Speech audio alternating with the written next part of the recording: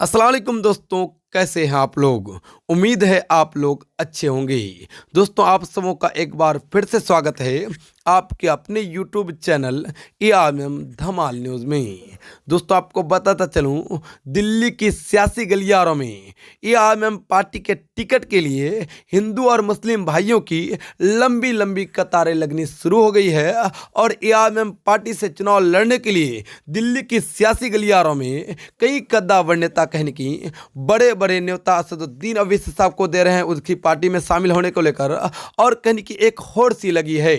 जी हाँ दोस्तों, आपको बताता चलूं, दिल्ली की सियासी गलियारों में एआरएम पार्टी के टिकट को लेने के लिए बड़े बड़े कद्दावर हिंदू और मुस्लिम नेताओं की लंबी कतारें लग चुकी है। जिसके तहत दोस्तों आपको बताता चलूं, आज दिल्ली की सियासी गलियारों में हजारों कद्दावर नेताओं ने एआरएम पार्टी के दामन को थाम लिया है और उम्मीदें लगाई जा रही है कि बहुत ही जल्द असदुद्दीन अवैसी साहब दिल्ली विधानसभा चुनाव 2025 को लेकर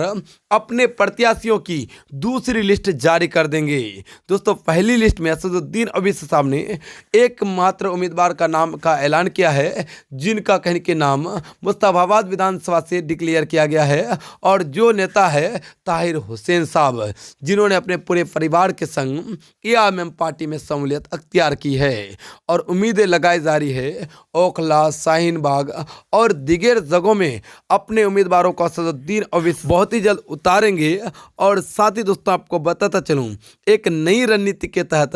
असदुद्दीन अवैसी साहब इस बार दिल्ली विधानसभा चुनाव लड़ेंगे। उसी कड़ी में दोस्तों आपको बताता चलूं, दिल्ली की सियासी गलियारों में एआरएम पार्टी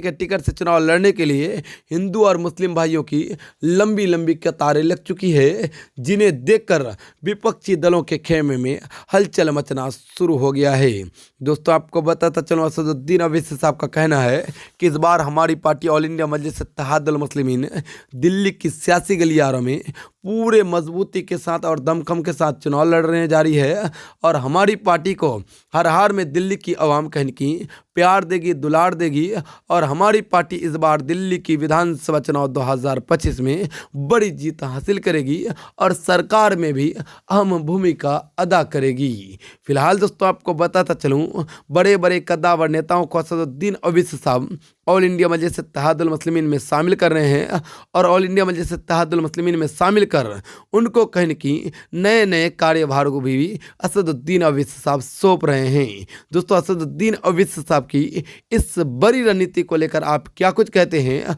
और साथ ही क्या असदुद्दीन अवैसी साहब दिल्ली विधानसभा चुनाव 2025 में क्या बड़ी जीत हासिल कर पाएगी, या फिर 2020 के विधानसभा चुनाव के तरह ही असदुद्दीन अवैसी साहब अस्त व्यस्त हो जाएगी।